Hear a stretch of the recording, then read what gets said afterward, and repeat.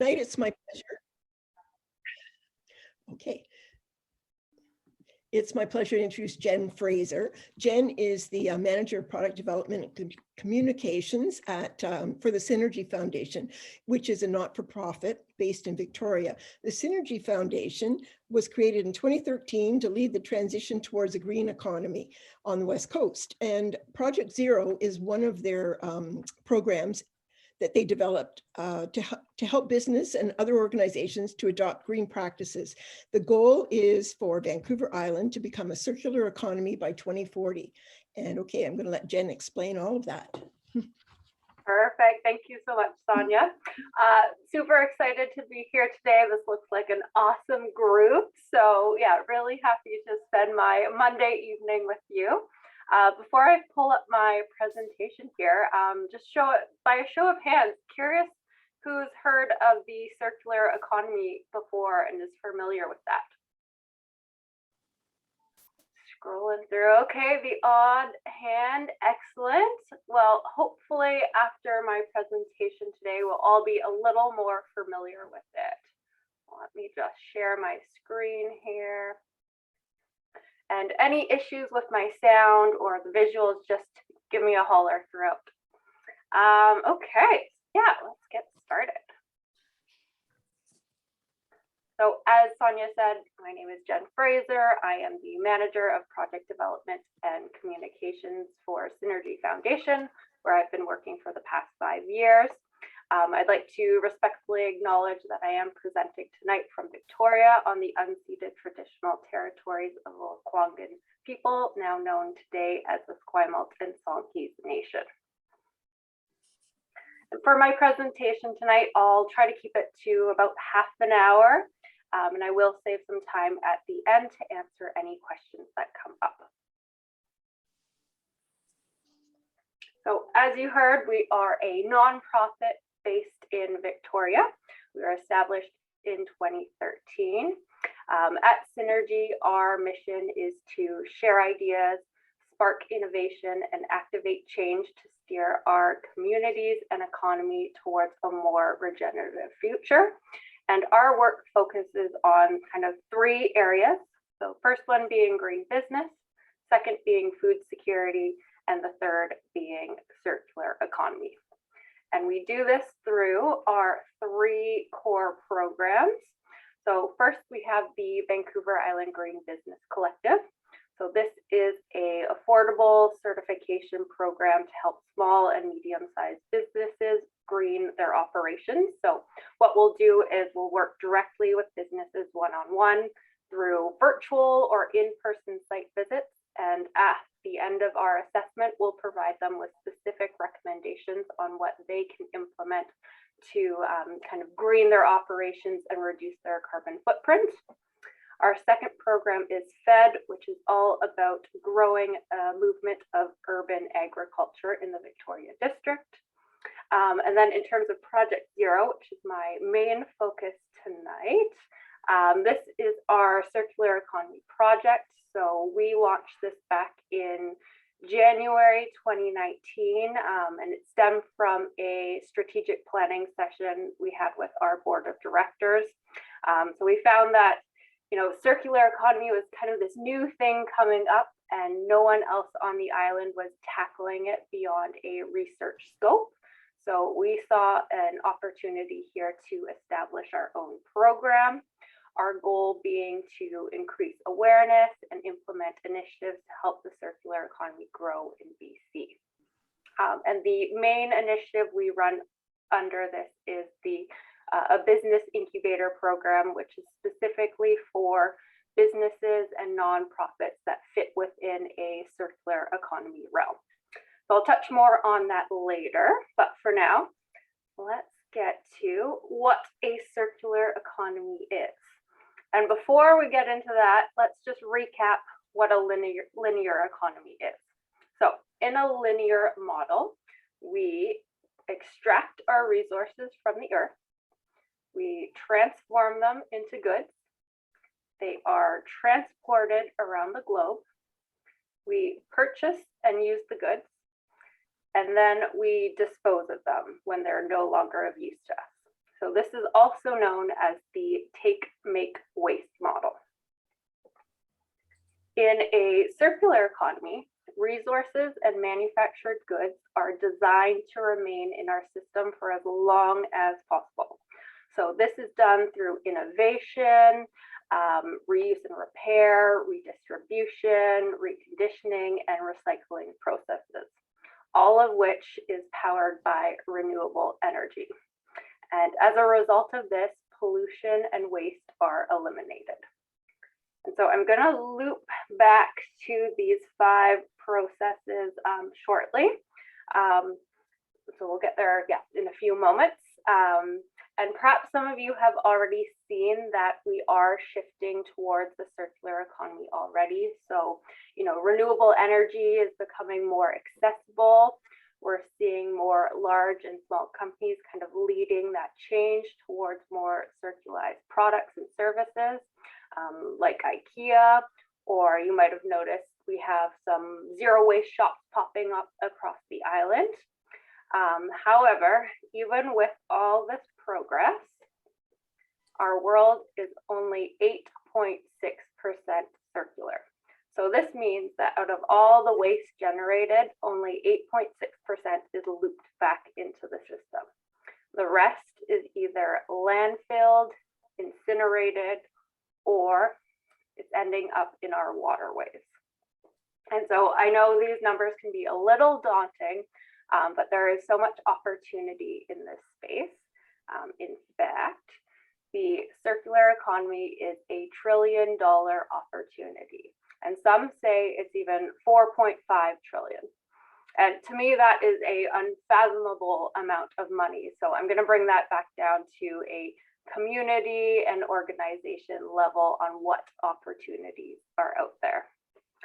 But first, to reiterate the concept of circular economy, how it can work successfully in practice, and how we can start making the shift towards this type of economy. I'm going to show you a brief educational video that we released at the beginning of 2020.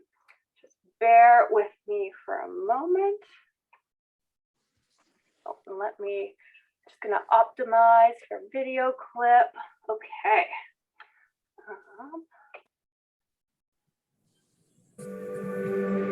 On Vancouver Island here, we live in a beautiful natural environment full of biodiversity. But what we have here is at risk with climate change and the amount of waste that we are producing on a daily basis. We import most of our goods and we export most of our waste. It's a broken system. We're literally living on a different planet than we did 50 years ago. As the atmosphere warms, our weather patterns change, also creating extreme weather events that are costing humanity more and more. Our current economic models are unsustainable. We're threatening the biodiversity-based system on which our economy actually depends. We're undermining ourselves. In our current economic model, we consume, we waste, and those products are then hauled away. So not only was our current model unsustainable, but now today, there is increasingly nowhere to put this waste. On Vancouver Island, one of the strongest examples of this is the threat to our oceans.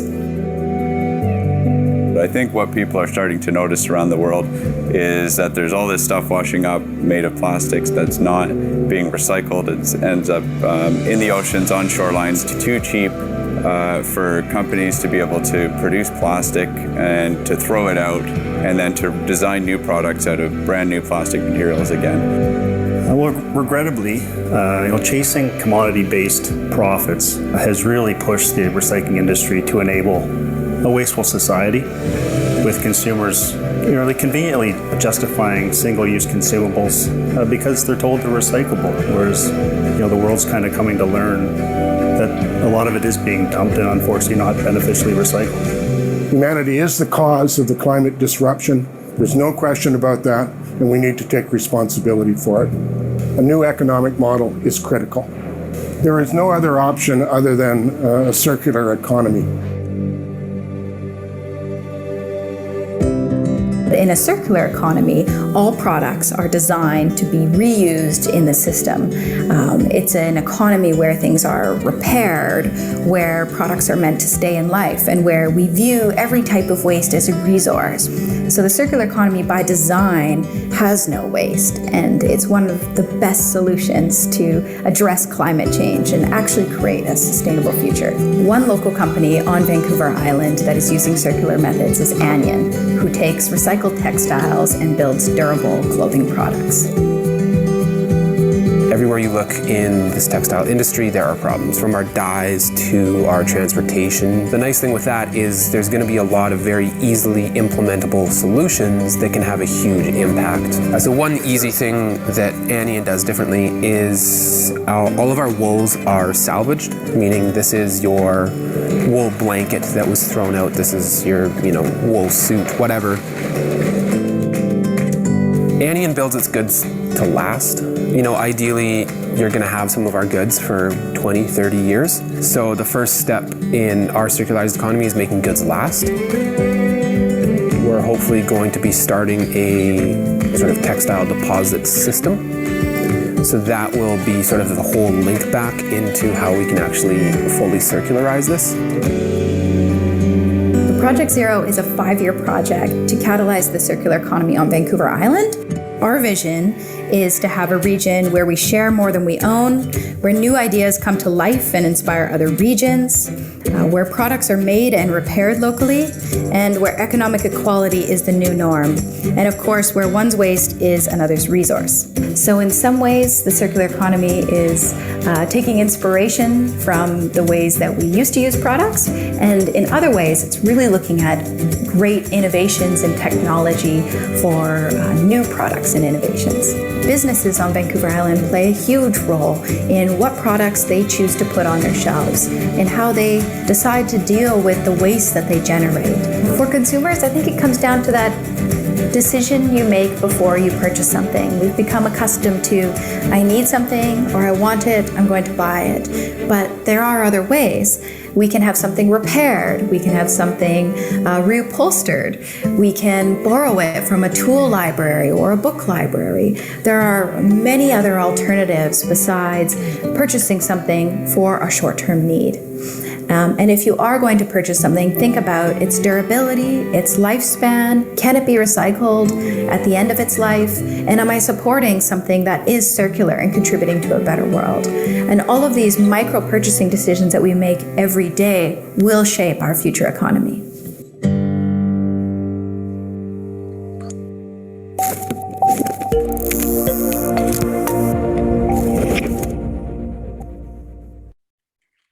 Perfect.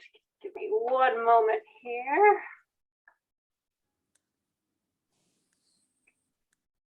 Yeah, I'm going to call it right now. I think I found the single biggest productivity hack in 2020. It's the Swivel Chrome extension called Speechify, and it literally does my reading for me. So let's say you have to read an incredibly lucky. There we go.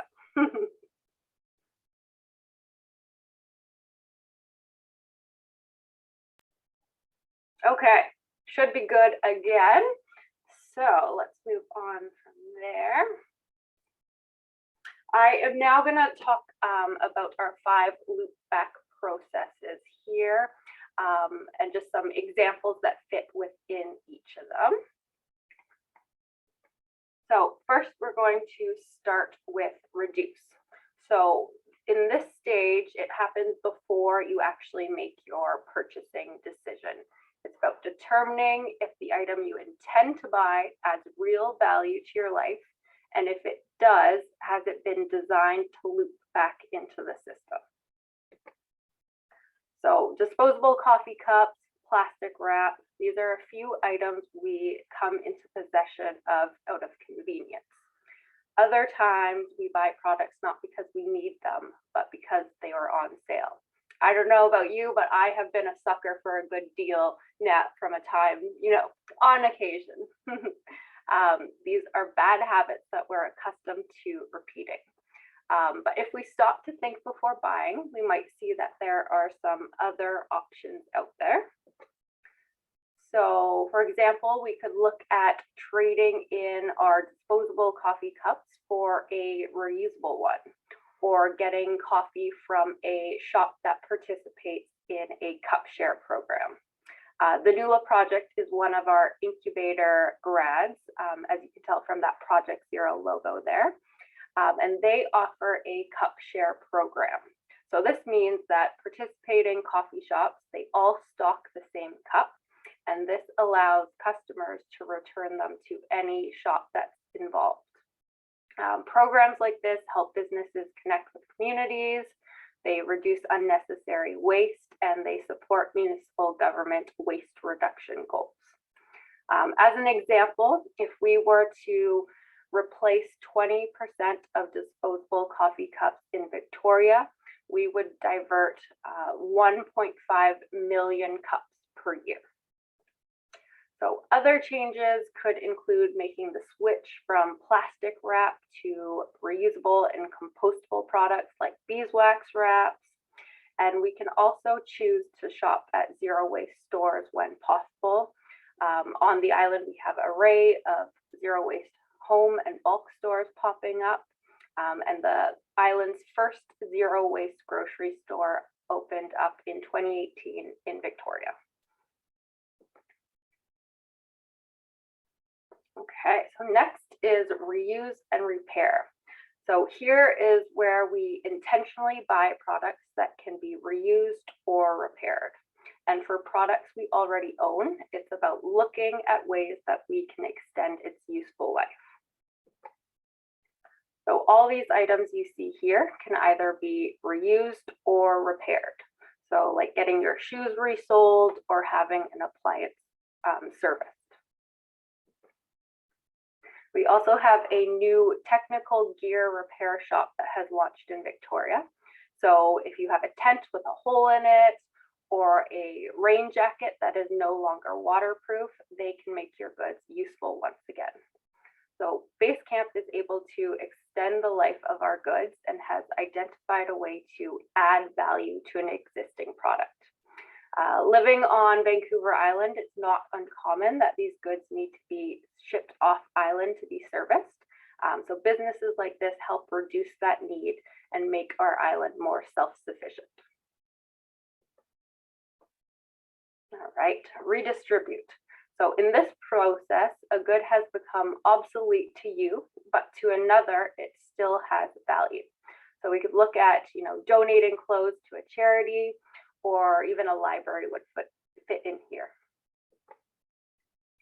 So similar to a book library, we can think of a tool library like you saw in the video, where you can borrow or rent a tool or piece of equipment.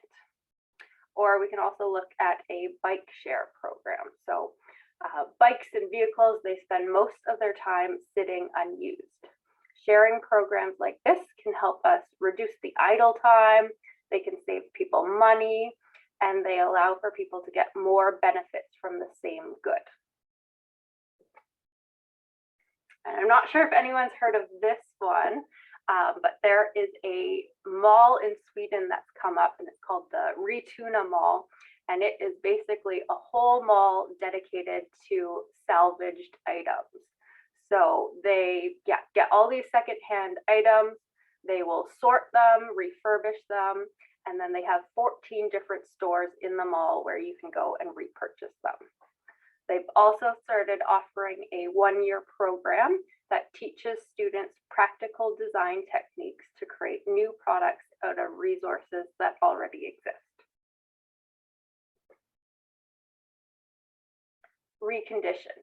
So the final two stages typically require more time, energy, and resource inputs than the other processes we've already identified. So in recondition, products are taken in for upgrading or for value add processes. All right, French fries. So this relates to Ergo Eco Solutions, who offer both a service and a product. So first, they provide restaurants on the island with a collection service for their used cooking oil.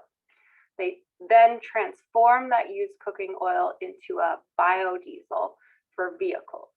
And last year they launched a new product, which is a petroleum-free concrete release agent for the construction industry. Another waste product that is being collected from restaurants is used chopsticks. So I'm not sure if anyone's heard of Chop Value before, but they set up collection bins at interested restaurants, and then they turn them into everything from tabletops, home decor, and yoga blocks. And they have already reclaimed and transformed over 32 million chopsticks into new goods. And it's great to see they're based headquartered in Vancouver, but they have new facilities popping up around the globe, which is really exciting. We also have Interface. They run a re-entry program. So when your carpet has reached its end of life, they'll take it back and they'll transform it into a new carpet for a new customer.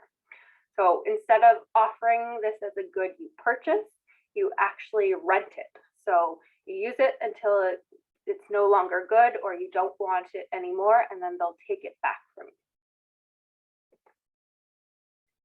And you might see this product in grocery stores these days. So this is Avalon Dairy. So they sell milk in grocery stores across Western Canada. After purchasing the milk, you can return the glass bottle at any participating grocer and receive a refund on that. Bottles are then taken back to their facilities to be rinsed, sterilized, and refilled. About 80% of Avalon's bottles are looped back into the system this way.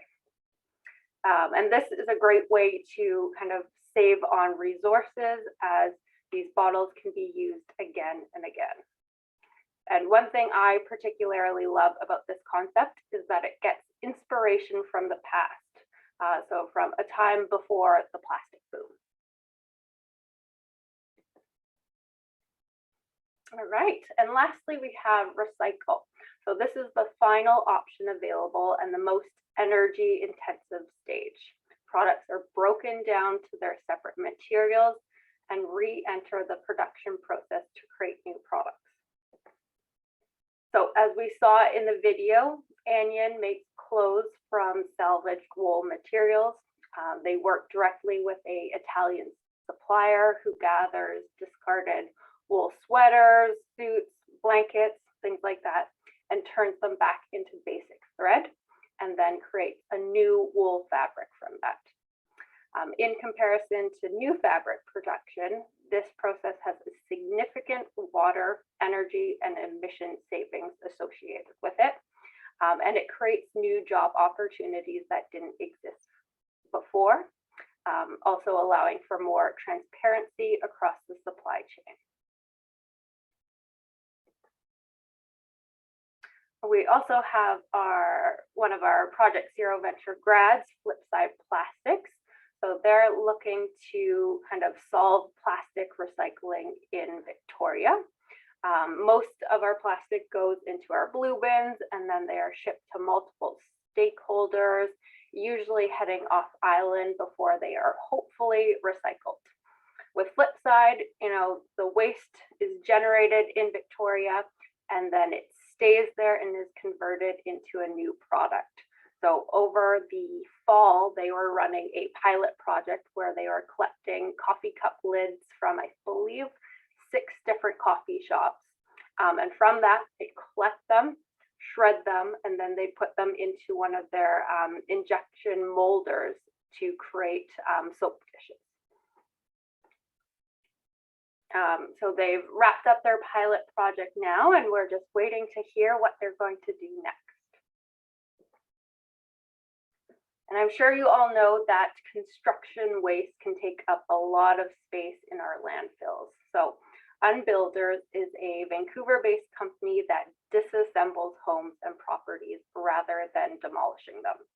So when a house or a building is no longer usable, it is typically demolished, and most of those materials are sent to our landfill. And there is a huge waste bill associated with that. Through the Unbuilders process, they preserve as much materials as they can for reuse, and recycle what is beyond saving. So this results in a 95% salvage rate on their projects. This creates new job opportunities, and it saves resources and materials that can be given another life, resulting in substantially less landfill waste. Not only is this better for our environment, but Unbuilders has proved that it is possible, and it can be done at a lower cost than it is to demo, thanks to provincial and federal tax credits that are currently available. All right, and I do want to make it clear that an item does not have to be exclusively associated with one of these processes. So it can in fact be linked to many. So let's take the Anion button up, for example. Let's say I'm in need of a new long shirt. So I know there's lots of options out there at varying price points, made of a variety of natural or synthetic materials. In the end, I decide to spend my money on a quality and durable good that is made to last. So down the road, I tear the sleeve. Rather than throwing it out, I can have that repaired. Years later, I find that this button-up is no longer my style, and I can either sell it, give it to a friend, or donate it. And then finally, when it's damaged beyond repair, it can be recycled and spun into new wool again, and thus starts the whole process all over again.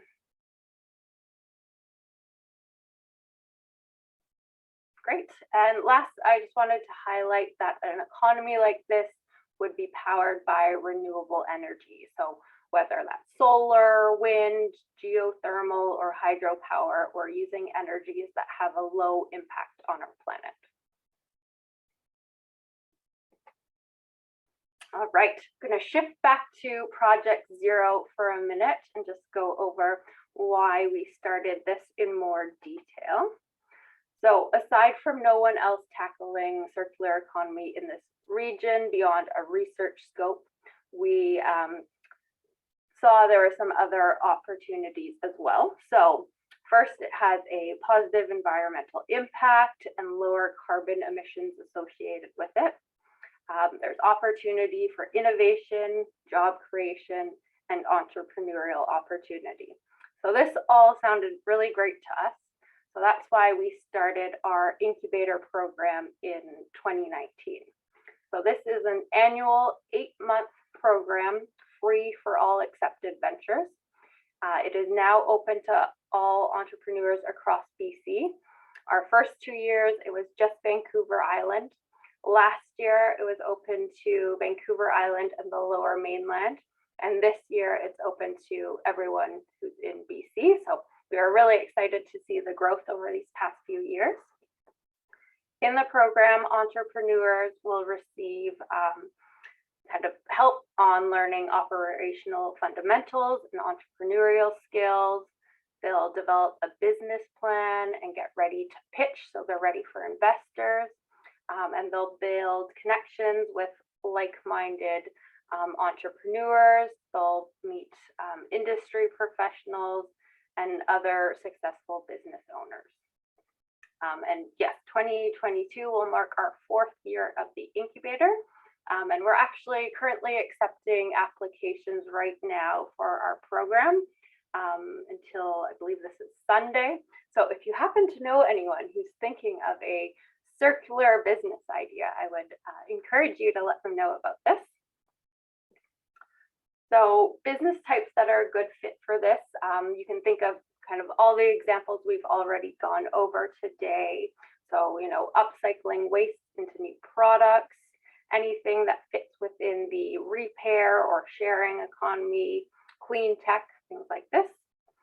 Sessions typically take place every 3 weeks for 3 hours. So we'll meet virtually on Zoom for that time and have a specific topic we'll talk about, such as HR, marketing, finances.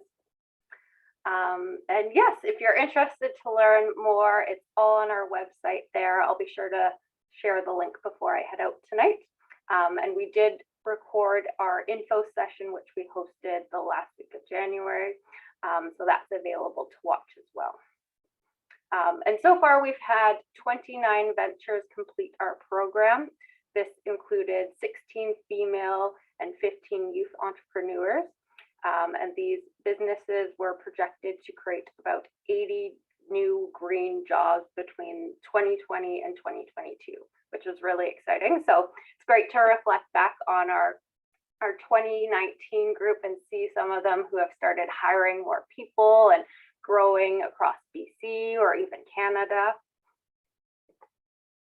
And here is a slightly blurry, but a look at our group from last year.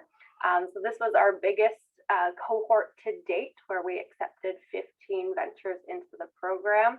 And all of these entrepreneurs have varying backgrounds of business, education, and experience.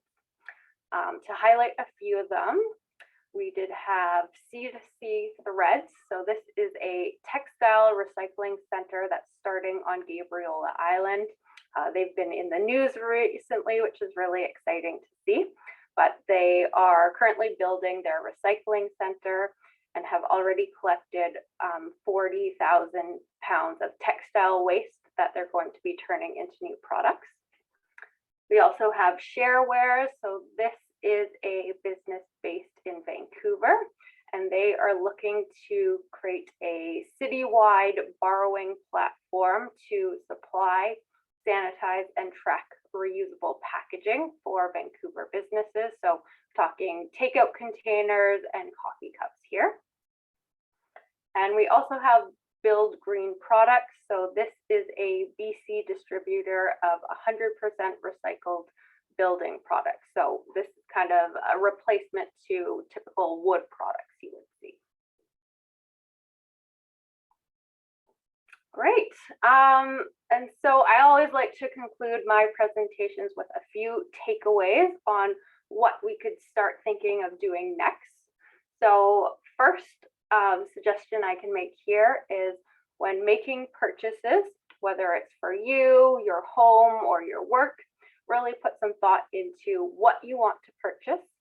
Does it add value? And are there options out there that either have a lower environmental impact or an opportunity to support local businesses in your community?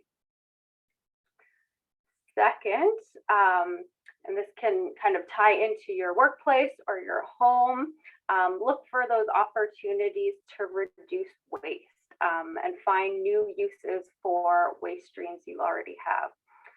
So I know my partner the other day, he did a closet clean, had a bunch of old shirts that didn't fit anymore. So we could have tossed those all away, but we did end up turning them into rags for his workshop. So simple things like that. You might be able to find that, you know, when you're shopping for groceries or home products, there could be some alternatives out there that come with less packaging waste.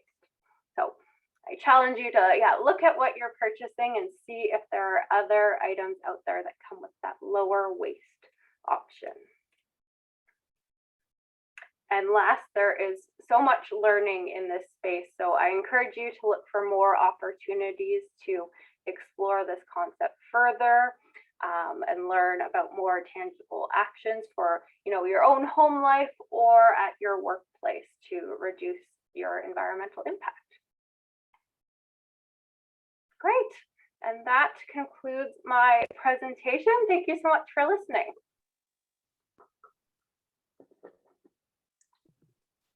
Thanks so much. Thank you.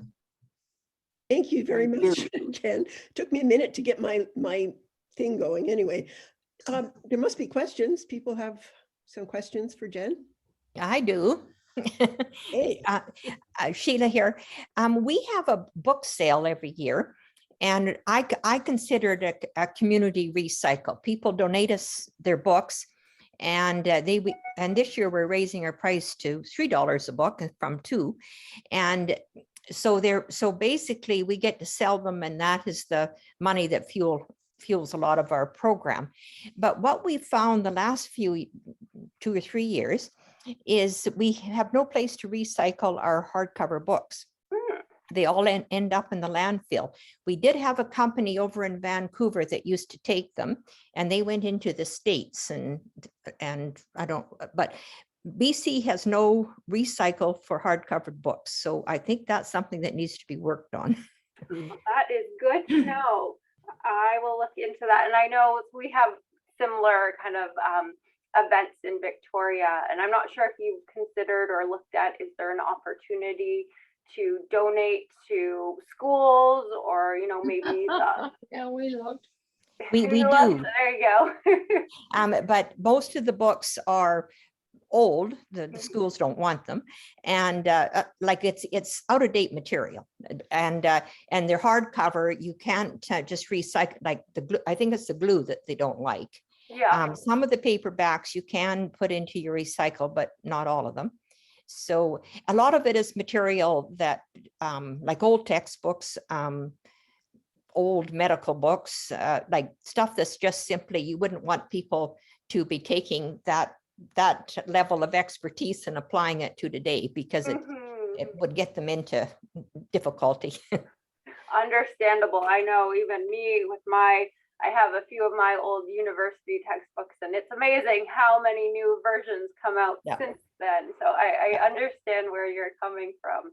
And that's, you know, a waste that so many communities have, just because there's so much reading going on. So it would be wonderful to see, you know, a small businesses start up in that space and find a really cool, unique way to refurbish those. So whether it's, you know, turning it into some fancy new decor, maybe there's a way to turn it into furniture, but that's a great point, that is a waste that needs a different use. You'll make me very happy if you can get someone to take on recycling old hardcover books. Oh, there we go. I'm going to watch for that in our applications as they come through for this year's incubator. Thank you for that comment. Anyone else? Sherry? Yes, hi. I think I'm unmuted. Avalon Milk, I think that's an excellent idea. And here we have Morningstar Farms, and we can also bring our reusable containers to that farm. The only problem with that one is it's full cream milk, which is fine occasionally, but we also use we use skim milk, and if you've been watching the Olympics, they keep talking to us about how they're recycling the milk containers now, and you can get money back for them. But somehow I look askance at that. Maybe you can fill me in on whether that's a good idea or not. Yeah, and so I guess we can think back to my diagram, and maybe I can pull it up here. Give me 1 second.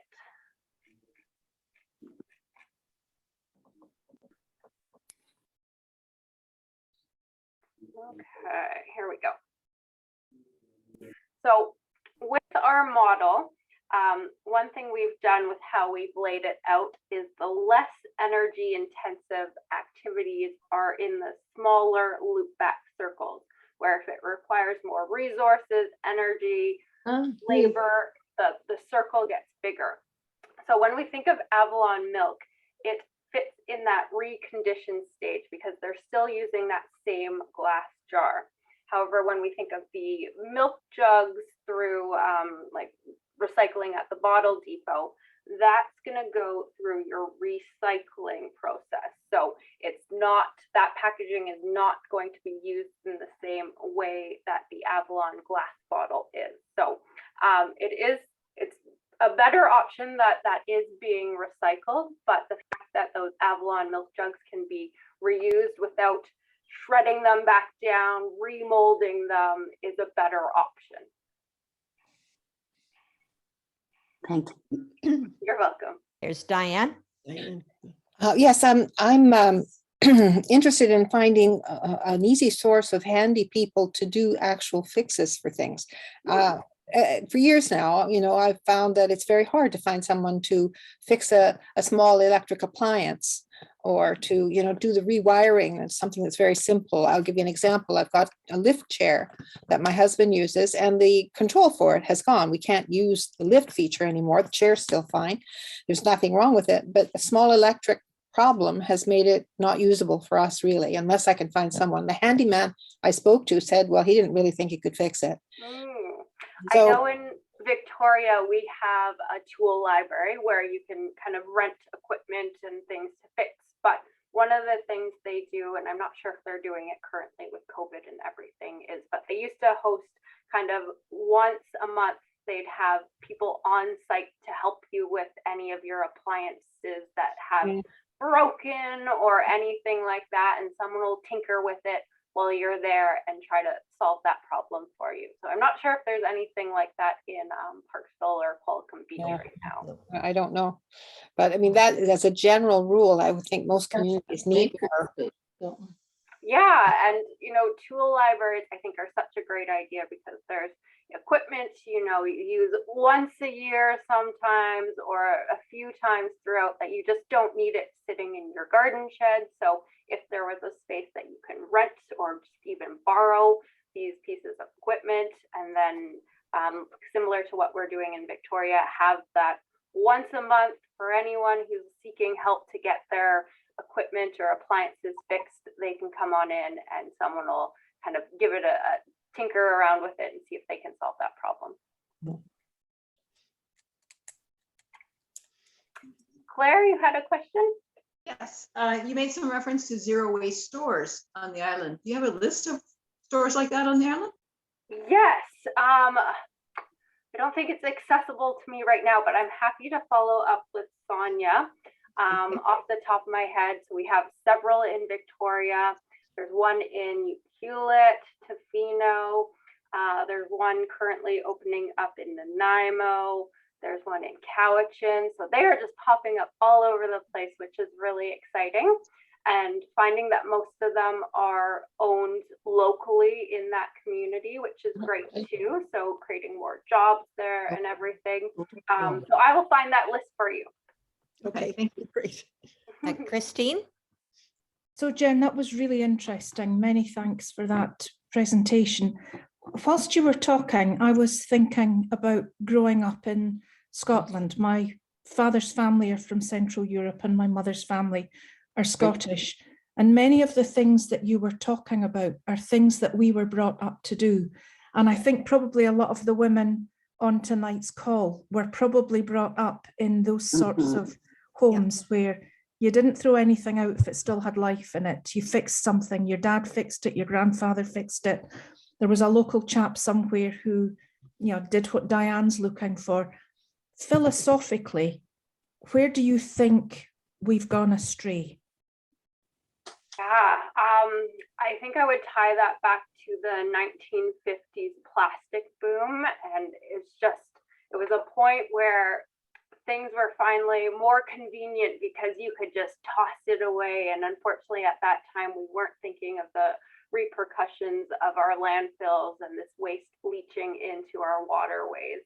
But that point where we kind of built consumerism into this thing where we don't conserve the quality items that we have, and instead it's just keep consuming, shopping as much as we can. That had a huge impact into the direction we've gone today. But I am hoping, as we are all becoming more aware of, climate change and the need for us to adapt and kind of pivot on the direction we're headed right now, that we can look back to how things were done previously and take some lessons learned from that. So even, the Avalon milk with, used to be the milk guy coming around with those glass jars. So lessons learned there. And I know my grandma too, the amount of things she holds on to because they're still good enough to use kind of thing. I completely understand that. We had milk delivered to our door in glass bottles. It was delivered to the doorstep. And a funny example, we had one roll of kitchen roll in the house, which was brought out when visitors came, but we weren't allowed to use it because it was just such a precious commodity. So maybe it's oldsters like us who can start to help people of your generation to go back to the way things were. I think there's so much to learn there. And even my mom was talking about how they used to store, I can't remember if it was carrots or apples in sand, and that would preserve them over the winter time. So they'd always have fresh fruit. And it's like, I would never think of doing something like that today or yeah, there's so many lessons there for sure. Yeah. Thank you for sharing. Thank you for a great presentation. Yeah, it was lovely. Yeah. Jackie? I have a question. Thank you for your presentation. It was very clear and affirms what I knew about the circular economy. Being a wool lover, a sheep lover, spinner and weaver, it's absolutely important that we, I think, keep using the natural fibers of the earth, which are here. Two things I wanted to comment on and ask your questions, ask you what you think about them. First of all, when I was learning about recycling, or what we call the 3 R's, the first R was called refuse. Now I see it might be a little difficult if you're setting up a business. So you got some problems, maybe like, and so you started with a different R, right? That was the first thing. Oh God, no, have I forgotten the second? Oh dear. Oh, the second one was, how do you change this culture? You think the big change was in the 60s, but I've read that, and I have observed that the average child today has 8 times as many clothes in his or her wardrobe than I did. I'm not jealous, but we wore our clothes to school, we came home, we changed. Yeah, yeah. And we didn't have that many. So maybe you could comment on those two things. Yeah, maybe I'll start with that second piece there. Yes, there is still a lot of behavior change and even just kind of education that needs to happen to steer us in that right direction. And, you know, it has been slow getting rolling, but I think we are getting closer to a place where people are really realizing that we need to change. I'm sure you all recall our very hot weekend we had in the summer and the floods that happened. And, you know, climate change isn't just something that is happening across the globe. We're seeing it right here at home these days. And I think that's kind of driving a lot of people to realize, okay, that like we need to make changes and that needs to happen within the next 10 years. And so for a business like us, we are all about kind of education and inspiring other businesses to make changes. And, you know, it kind of has that ripple effect of, you know, we can touch one business, but then they have their whole network too. And so it grows like that. So I'm hoping as we continue on, there's still so much education. And I think that's starting to sink in more, which is great to see. And even these pieces are kind of becoming more of school curriculum too. So our generations now that are in school are learning that, you know, what our past generations have been doing, there are better ways to go forward. And so when they're growing up, hopefully we'll see a shift there as well. Thank you. And that first piece, can you remind me, what should I be commenting on there? Well, when I was learning about recycling and teaching about it, the first R was refuse, but I can see how it would create impediments for a business model. Yeah, and I don't know if I've actually heard that one. I'm more familiar with, I guess, reduce, reuse, and recycle. So refuse, that's interesting that they would have that in there. I love it. First one. Yeah, start with that and just really understand if you need to be purchasing that item or if you should be refusing there. Where did I want to go with this? I suppose you could say, if you need it, we have it. And with recycling, it's just such a huge industry, and it is always changing, which creates a bit of a kind of a struggle almost, because you never quite know for sure where things are going. And, you know, even though you do put it in your blue bin, the percentage that is being recycled is not that 100% or even that 50% sometimes. So small businesses like the ones I've highlighted are hopefully the ones who are going to lead us towards a better, kind of more resilient economy moving forward. Thank you, Jen, for answering those questions, and good luck. you. And we have two people, Val and Linda. Val, did you want to talk? No, Linda, let Linda go first. Okay, Linda. Okay, just a quick comment. I really liked your presentation. You're so enthusiastic, it's really contagious. But I'm particularly interested in the recycling of textiles. And I thought those initiatives were great. And I think one of the things that got me really thinking about that was that I saw on a news clip a couple of weeks ago about the river of used clothing in the Atacama Desert in Peru, and how so much of our fabric our clothing ends up in the third world and is just dumped, and people just don't know how to use what to do with it. And obviously there's a huge issue of social justice in that people have to try to burn it to get rid of it, and it creates all kinds of atmospheric issues for them. So yeah, it's really great to know that textiles are being recycled, and there's one as close as Gabriola. Yeah, I think it's very helpful. Thank you. Thank you for that comment. Anyone else? So I just wanted to make a comment. I do feel that the generation coming up, I have a son who's 30, and he is definitely a minimalist. I mean, yes, he will go and buy stuff, but he says, Mom, I don't want you to give me stuff. And so, and the fact that, let's face it, most of our kids are going to live in much smaller houses. Mm-hmm. And that alone will cut down on the amount of stuff they want, unless they want to just have paths through their houses, like hoarders. But I think there is a change. You know, you talk about tiny homes. Well, tiny home people can't own very much. No. So that's my comment. Thank you for that. And yes, I would agree that my generation, we're very much into experiences, and, you know, rather than having all these material things, we would rather go, you know, explore the island or go see another country, or even just go out for a really great meal or something like that, rather than owning tons of clothes or whatever it is. Yeah, and we need that swing to that. I think my generation or our generation and forward up until probably about 10 years ago was very much spend. And, your generation, okay. Yeah, okay. So, anyone else? I had a question. Go ahead.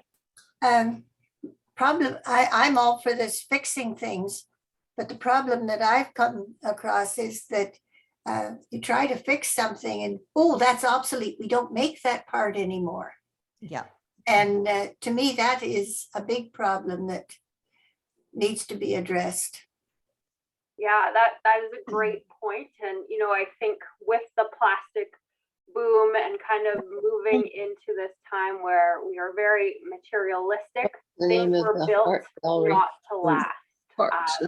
And so with that in mind, yeah, they're supposed to, you know, last a year or something, and then you're supposed to toss it and get the newest model. Whereas if you think of things built before the 50s, it was quality goods. I know my dad has a few of his dad's tools that still work perfectly fine and things like that. I do believe we are seeing a shift for new businesses coming up that are starting that trend of building something that is quality, that is meant to last.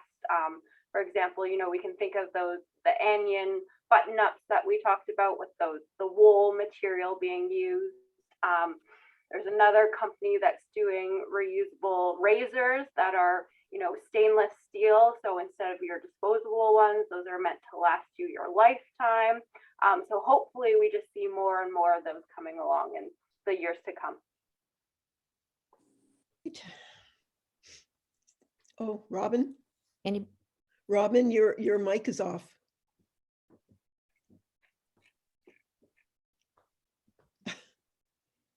Coming, I'm arrived. I have a comment to make. There is at the Parksville Art Gallery, the MAC, there is a place called Makerspace, And I think they do, perhaps repairs can happen there. That would be worth investigating for people. That's my a good little comment. tip. Yeah. Any final questions here? Well, thank you very much, Jen. It was so interesting, you know. I mean, I think a lot of us know this. You're gone.